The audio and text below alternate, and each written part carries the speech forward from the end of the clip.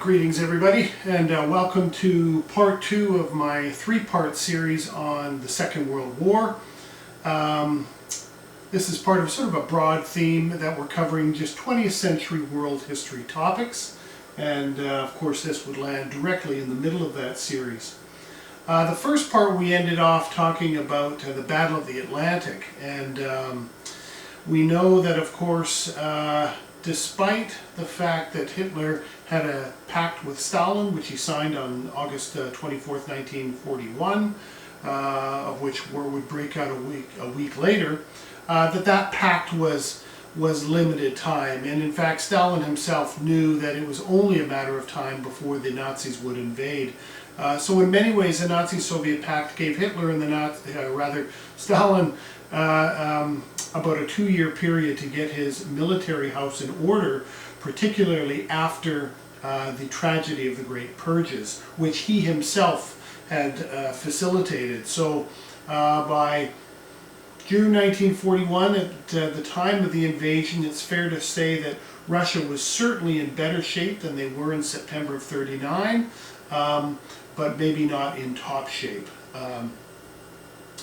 The big question, of course, is that why on earth would Hitler decide to invade the Soviet Union? We know that he was fiercely anti-communist. You know that he had pretty horrible attitudes towards Slavic peoples. There was the racist element.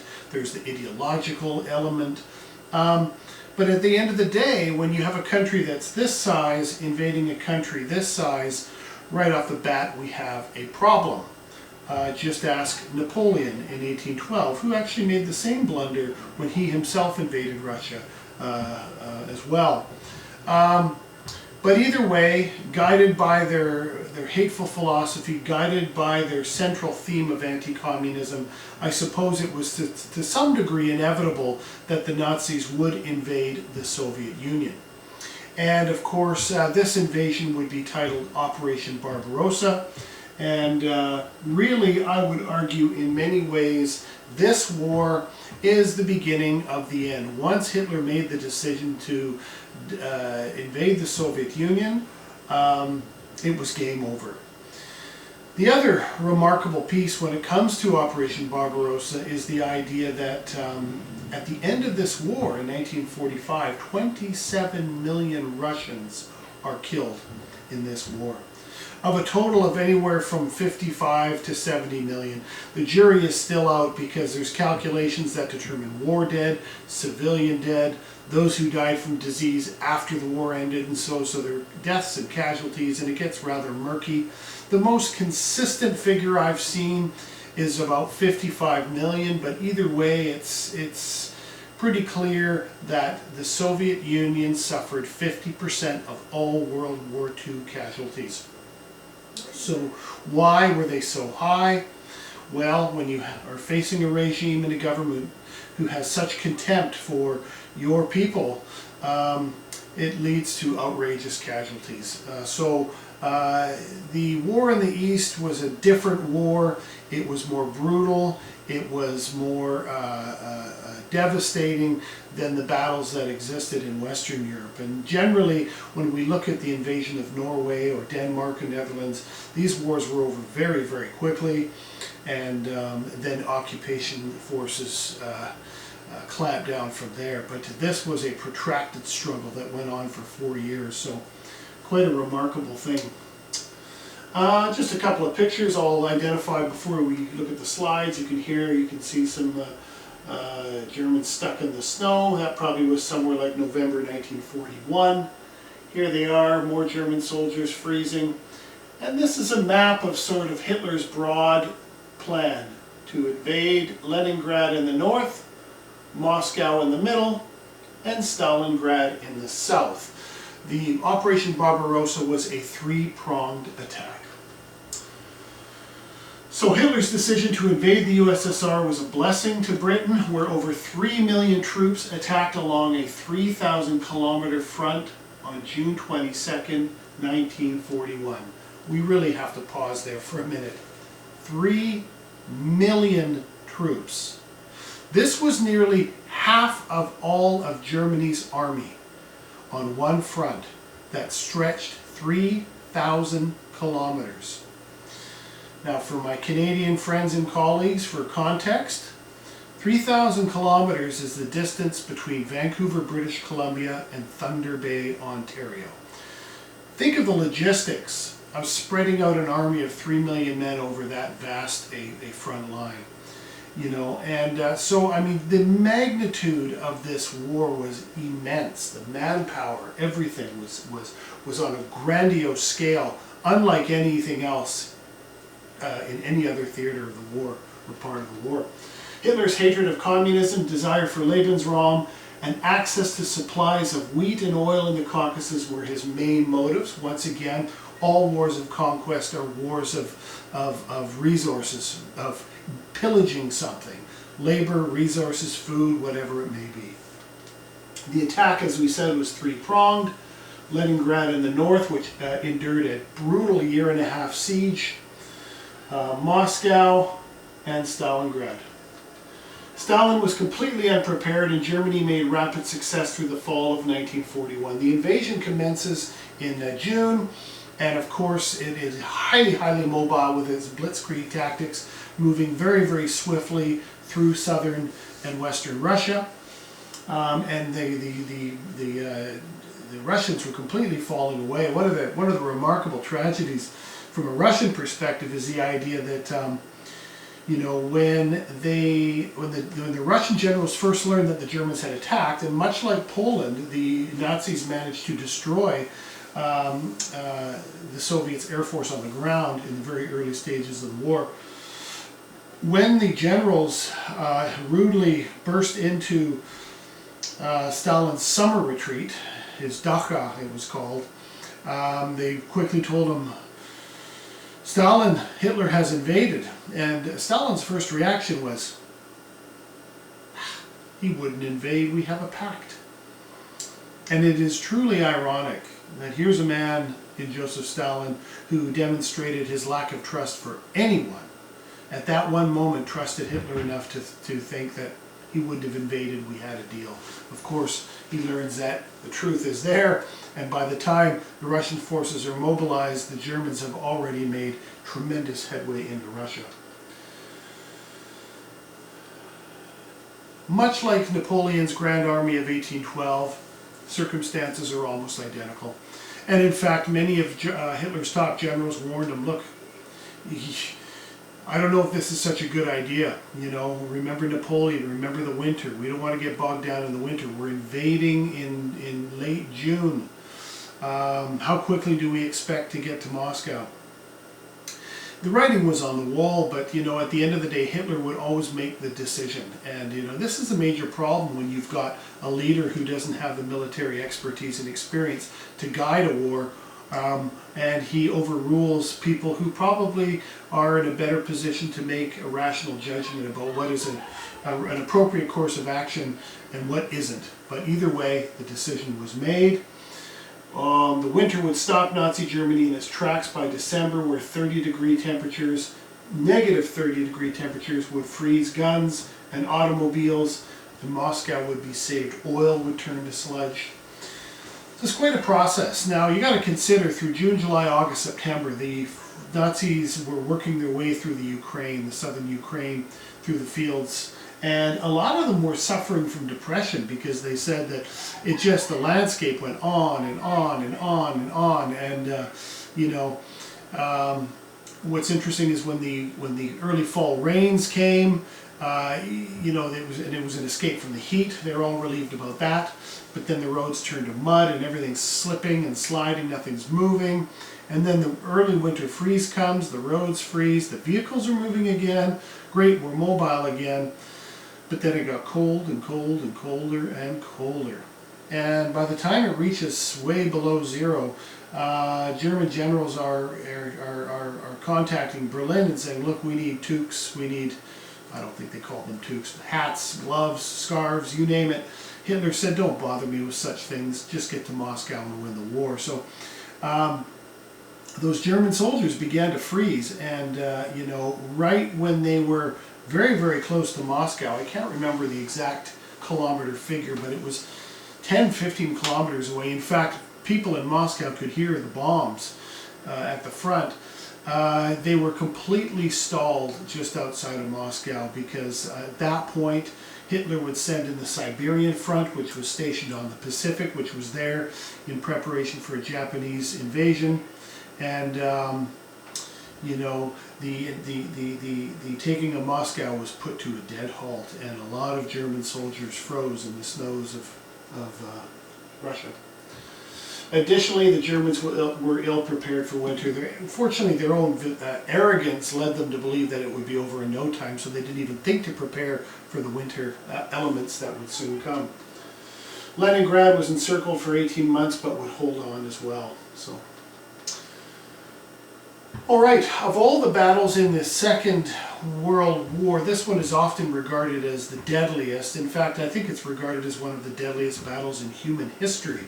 You can see some pictures of the devastation, the center square of Stalingrad, and of course red flag of victory going up. With Moscow and Leningrad holding on, Hitler moved his troops south to Stalingrad. So once Leningrad was under siege, once Moscow was not plausible, the intention was to move the forces to concentrate on the southern flank, which was, you know, which is where the oil was in the southern Caucasus rather. The other piece too is the symbolic benefit of taking over the city named after the leader of the Soviet Union. Hitler wanted Stalingrad, and he wanted it bad. So this becomes a really brutal battle of, you know, house to house, building to building combat. Having made progress through Kiev and the Ukraine, Germany was heading toward the oil fields of the Caucasus. Von Paulus, the German general of the 6th Army, I believe it was, the German commander, wanted Stalingrad before winter settled in. A valuable lesson to learn. So this is after the invasion of Moscow in 41. This is sort of in the fall of 42, leading into the winter of 43. And by September they had reached the Volga and began to close in. So they were on the other side of the Volga. Stalingrad was opposite them. So there was the river between the Nazis and the Volga, and Stalingrad rather. For the next 4 months, Stalingrad became the most ferocious battle of the war and arguably of military history, the ferocity of which is not only dependent on the brutality of the war, but the casualties as well, the unwillingness of either side to give up at all costs. So it was a war of attrition like nothing we'd ever seen before.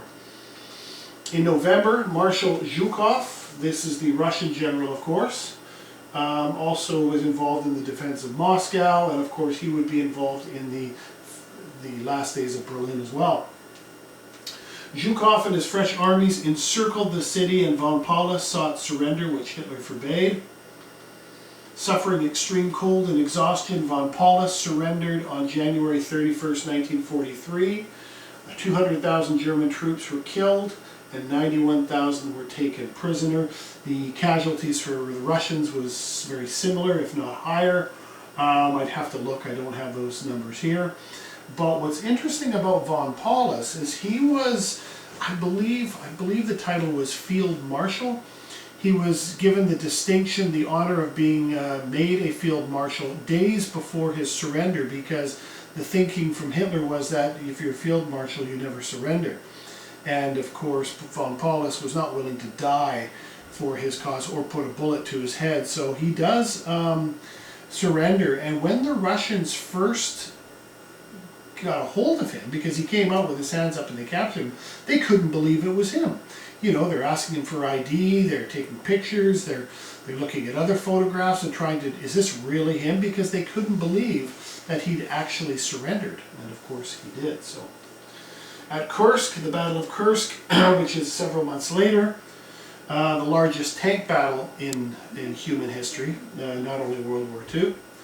Germany mobilized 3,000 tanks, losing 2,000, and 70,000 men were killed. The Germans were now in full retreat. Many regard Stalingrad as the turning point of the war. I completely agree. Much in the same way that Midway was the turning point of the war in the Pacific. Once the Battle of Kursk was lost, I mean, look at these numbers. I'm sorry, I should have mentioned this before. You just stop and think about 3,000 tanks. you know, it's just, the kind of numbers are just absolutely astronomical. Once the Russians were victorious at Kursk, they were moving forward towards Poland from that point forward.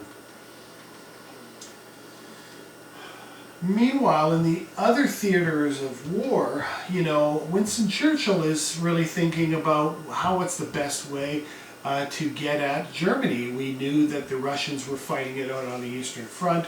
We knew that France was a pretty solid barrier, and of course there was discussions of landed invasions, but the timing had to be right, the preparations had to be right, you know, now was not the time. And Dieppe was a tragic lesson that if you're going to do a full landed invasion, you've got to have all your chips in order for that one. But after El Alamein, Churchill believed the best way to invade Europe was through Italy, underneath, get Germany from underneath, what he called the soft underbelly.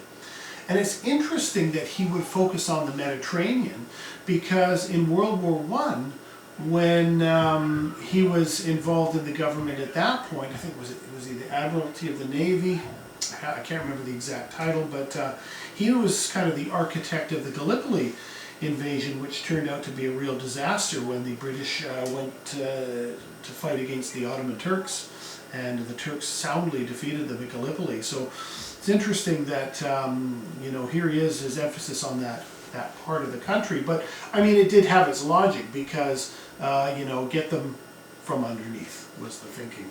The battle, however, lasted 2 years and was anything but soft. On July 10th, 1943, Canadians and others invaded Sicily from North Africa and were successful in 2 weeks. If you have grandparents or great-grandparents who were Canadian and fought in the war, many Canadians fought in Sicily. For myself, my wife's grandfather was an MD, was a doctor in the Sicilian campaign, and actually we have his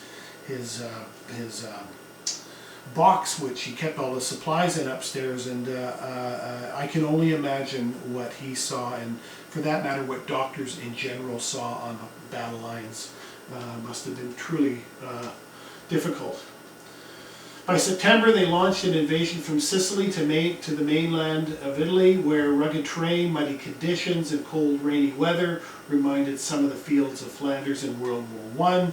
You know, we think of Italy as warm and bright, but you know, in the winter it can get fairly cold there, and this was an unusually cold time of the year, and you know, a lot of the soldiers, now you got to consider, the soldiers were not experienced or had memories. It was mostly the generals in their 40s who were foot soldiers in the Great War who would have remembered the correlation between the two things. Most of the soldiers were in their 20s, and of course they would have been probably not even born when the Great War was happening. The advance was slow and difficult, but on June 4th, 1944, Rome was in Allied hands, so you know, they began to move their way up, and of course after that the Italian fascists basically switched sides. Then Mussolini is captured. There's quite a story where he's captured and held up in the north, and then he's rescued by the Nazis and brought back to Germany, and then reinstated. Quite a story. But by June of 1944, Rome was in Allied hands, and things are beginning to move towards victory. But the reality was, as the Canadians and the Americans and the British moved their way up through the boot of Italy, it was a dog-eat-dog fight. And I'll tell you, for example, the Battle of Ortona was kind of a mini Stalingrad for the Canadians who fought there. It was tooth and nail. Everything was just, you know, bit by bit, little by little. The Germans and those that supported the German fascists in Italy were not going to give up quickly and easily. Fighting would continue in Italy until the spring of 1945. So, you know, it's at least another year before the war comes to an end there. All right, Dieppe, the great lesson, right? And what a valuable lesson it was, but it was learned at the expense of thousands of Canadian lives. The Nazi invasion of the USSR sealed the alliance of Britain, France, and Russia, along with the USA, after Pearl Harbor on December 7, 1941. Once the Nazis do invade the Soviet Union, you have put together, you have pushed together one heck of an alliance. Once you've got the Americans and the Soviets together, and the British and the Free French, non-Vichy that is, you've got a force to be reckoned with. And it was just a matter of time where economies of that size and that size of population and those kinds of resources, that it was inevitable that Imperial Japan and Nazi Germany was going to be extinguished. So Roosevelt was quite surprised when Hitler declared war on the USA on December 12th, because the USA had no intention of getting involved in the European theater. Although they were already, they weren't yet in 42, they would get involved in North Africa, but I think that for the most part, after Pearl Harbor, the Americans were absolutely focused on the war in Japan. But when Hitler declares war on the US, they have no choice but to do what they can. So really the Americans had themselves stretched out quite significantly in both theaters of war. Stalin was desperate for a second front, and in August 1942 a plan to invade through Dieppe was a major failure, but a lesson on what would be required in a future invasion. The majority of Dieppe casualties were Canadian. Of the close to 7,000 soldiers, over 5,000 of them were Canadian. Of the 4,400 killed, 3,380 were Canadian. So this was largely a Canadian loss. They were not led by Canadian decision makers. I believe Lord Mountbatten was the architect of this, and actually Ian Fleming, the author of the James Bond series, was somehow involved in the Battle of Dieppe as well.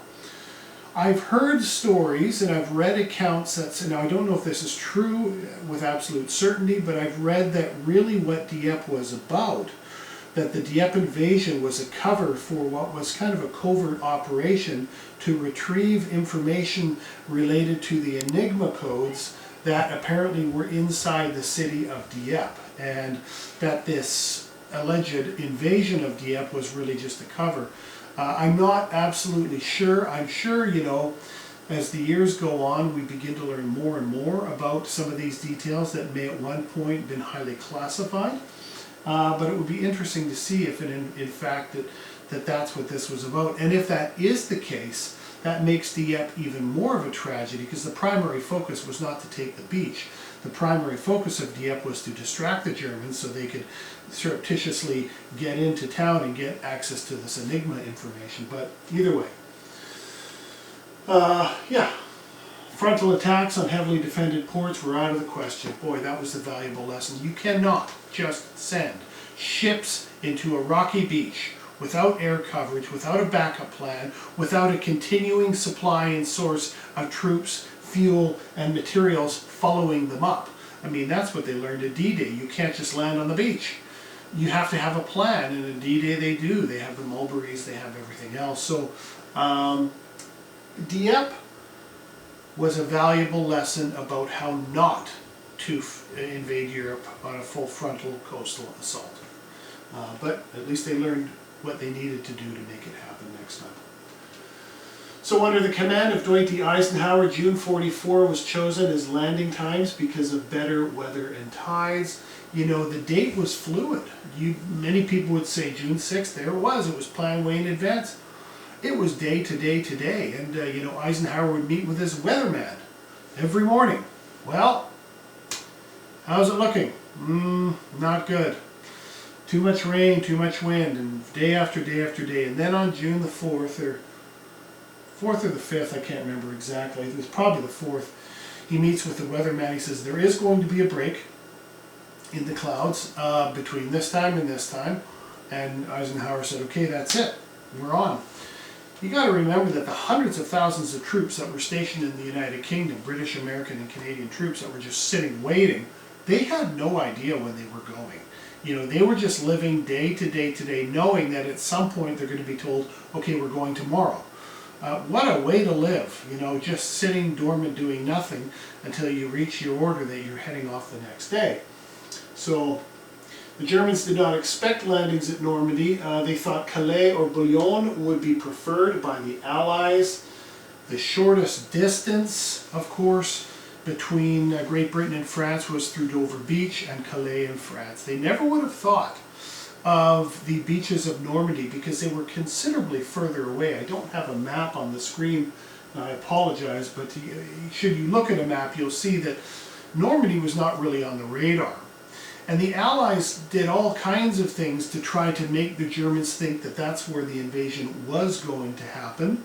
They had, the British and the Americans had constructed these blow-up airplanes and tanks, and you know, they look pretty goofy when you're standing next to them, but if you're doing aerial reconnaissance and the Germans would fly over the Dover area, they'd see these, you know, these tanks and troop movements, and they go, okay, yeah, there they are, they're just waiting, right? So the Allies were very clever in presenting this decoy, which was very effective. Mulberry harbors were brought across the channel, and a pipeline codenamed Pluto brought fuel from pumping stations on the English coast. What a remarkable thing. Because when the Allies land on the beach and hold it, you need to be able to bring in a plethora of ships with supplies. But you need to calm the waters. So the best way to do that is to build a natural harbor. So across the channel, they dragged these big concrete barges that were quite tall, and they would connect them in a C-shaped formation so that when ships came in within the C formation, the waters would be calm. You certainly wouldn't want to bring oil over in ships because you'd be sitting ducks for aerial bombardment. So the thinking was that we're going to create an underwater pipeline that would be pumping oil underwater, and they dragged this pipeline all the way across the channel. It's remarkable. And I believe that one of the places that they pumped oil from in England, it was called Brown's Ice Cream or something. I seem to recall there being a picture. I don't know if that would have made it, would the Nazis have flown over and said, well, don't bomb that place, it's an ice cream store, you don't want to do that. But anyway, I thought that was quite funny that they did that. Specifically, specialty tanks and amphibious landing craft would be brought to the train.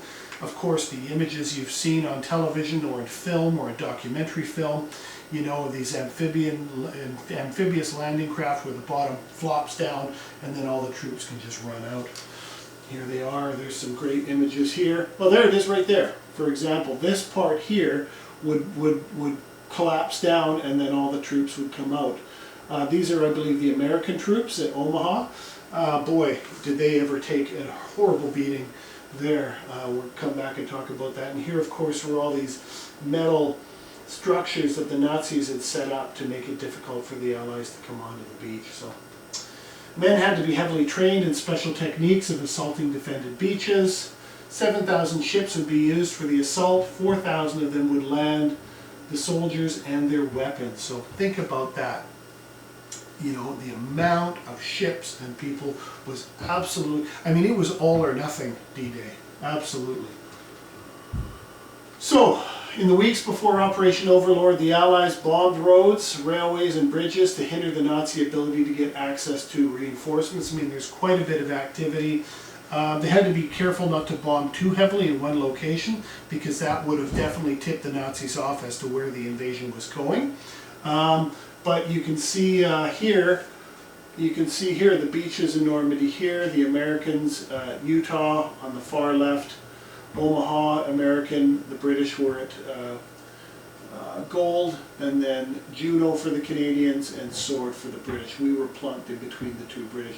And here's a scene of the beaches after they had made, they were holding the territory, and now they were bringing in supplies. This is an image of the German bunkers that were set up on Normandy and all across the coast of France. So they were sitting on top of cliffs with machine guns, and those first waves of soldiers who came in, particularly those on Omaha, were just machine gunned right down. So, all right. So in the weeks before Operation Overlord, the Allies bombed. Oh, we already read that. Sorry. Yeah. June 6th was chosen as there was to be a break in the winter. That's when the weather. That's when the weatherman would alert Eisenhower that, hey, you got this window of opportunity. Allied airborne divisions were sent over the night before to fortify bridges and protect flanks of the landing. You know, too often in the narrative of the D-Day landings, the airborne divisions don't get as much credit as I think they deserve. These are the guys who on the night of June the 5th flew over in bombers, were dropped by parachute behind enemy lines, and there they had to destabilize the bridges and the communication networks. But they're dropping into Nazi-occupied territory in the middle of the evening. And, you know, the landscape of Normandy was complicated. It was all these hedgerows that were like sections of land that were separated by trees, and they were different levels, and there were forests and roads, and I mean, it was a bit of a labyrinth in Normandy at that time. So, beautiful countryside, but you know, you're flying in these bombers, you're being shot at. So some of these things were shot out of the sky even before the paratroopers jumped out of the plane. But when you jumped out of the plane, sometimes these guys are landing in the middle of Nazi troops. Sometimes they're landing in a tree and they're hanging from a tree, holding their breath as they watch German troops march under their feet. And sometimes they land in a field. And when you land in a field, you've got to gather up your parachute, remove it, hide it. Then comes the act of connecting with your comrades, because you're now spread out all over the place. And I believe that the Americans and Canadians, or the British and Americans, had established these sort of bird call things. I don't know if they actually whistled or they brought these bird call things that they would use to communicate with each other, to find each other. So pretty elaborate. In the early morning, warships bombed the Normandy coast, and at 6:30 a.m. the landings began. Now those early bombardments on Normandy missed the mark, unfortunately. Most of them shot behind the bunkers. So unfortunately, when the Allies do land, they're facing an enemy that's just sitting and waiting for them. The Allies landed on 5 beaches, as we said. Utah and Omaha for the Americans, Gold for the Brits, Juno is Canada's beach, and Sword is also Britain's beach. Of the 4 of these, German resistance was limited.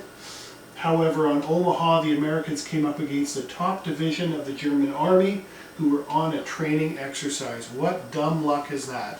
They just happened to be there right at that time. And, you know, if you're interested in the details of D-Day, there's lots of really great documentary footage. And of course, you could also watch the remarkable film, 1997 film, Saving Private Ryan, directed by Steven Spielberg, which is definitely worth a view.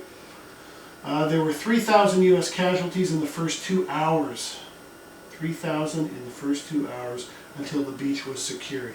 At the end of the day, it was by the sheer force of numbers that the Allies were able to take the beaches. They just kept streaming in, and a lot of the Germans ran out of bullets, or they eventually were overtaken or bombed by the Allies when they arrived. The advance of Allied troops slowed down the further away they got from Cherbourg, where their supplies were based. You can see this is some of the carnage that existed throughout the campaign in France. Fighting in France was vicious, especially at Falaise, the Falaise Gap, as it was called. And the hedgerows of France made it easy for the enemy to hide and attack. Despite this, Paris was liberated by August of 1944, and what a tremendous feeling that was for Parisians, after 4 years of Nazi occupation, to be finally liberated. Goals varied. Now you get into the question of what is the best course of action now that we're in France. Churchill wanted to reach Berlin before Stalin. Eisenhower wanted a broad front approaching the Rhine. And Montgomery preferred an Allied blitzkrieg through the Low Countries and then to Berlin. As Supreme Commander, Eisenhower's approach was chosen, but it was slow in progress. Eisenhower took the practical, pragmatic, careful way. And you know, when you get into questions of, we want to get to Berlin before the Russians, what's more important, getting to Berlin or defeating the Nazis? Like what exactly?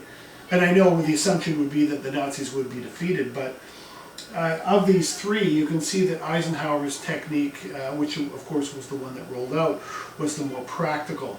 Yes, it was going to take longer, but you can't just cut in the middle of the Nazis and head for Berlin. You've got to defeat them completely, all the way along the line. In September, an attempt to send in the airborne behind enemy lines in Holland and North Germany was a failure. Operation Market Garden, as it was called. We just underestimated how hard the Germans were willing to fight in Holland and Belgium and other countries at the time. So, the Battle of the Bulge. This was Hitler's last gamble. By the winter of 44 going into 45, it was bleak for the Germans in the Eastern Front. The Russians were closing in. And in the West, the Battle of the Bulge was Hitler's last gamble.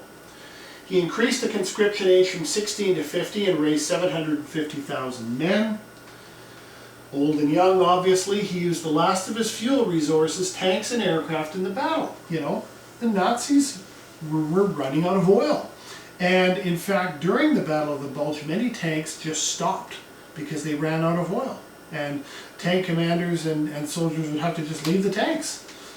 So, the aim was to break through to Antwerp, divide the Allies, and force them to agree to a peace. The goal of the Battle of the Bulge was not to win the war.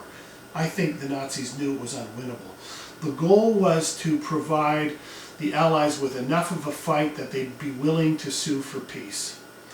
At this point, especially knowing all the information that had begun to trickle in about what was happening in the camps in Poland, there's no way you're going to have a peace with this regime. So, on the December 16th, 30 divisions attacked the Americans in the Ardennes forest. Boy, the Ardennes figures very big in this war. And almost broke through, but the U.S. held on.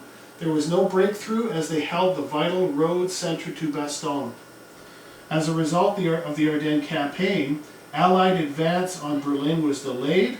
Hitler had used the last of his irreplaceable resources, and lastly, this meant that the USSR would reach Berlin first.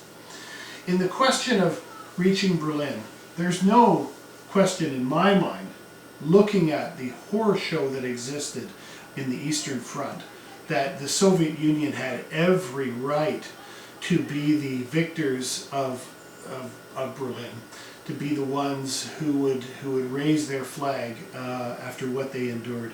I know that it's the great prize. I know Patton wanted it. I know that Churchill wanted it, and many, many others. But at the end of the day, it only made sense because the Eastern Front was Russia's fight. By March, the Allies crossed the Rhine and Germany was in full retreat. Well, the Germans had been in retreat in Russia since the fall of Stalingrad, as we mentioned, the turning point of the war. By the end of 44, the Russians had cleared the Nazis out of the USSR, Poland, Romania, and Bulgaria. By April 25th, Russian forces had encircled Berlin, and Eisenhower decided to halt the Allied advance on the line at the Elbe River. That's where the Americans stopped, and the Russians and the Americans would meet each other actually at the Elbe River.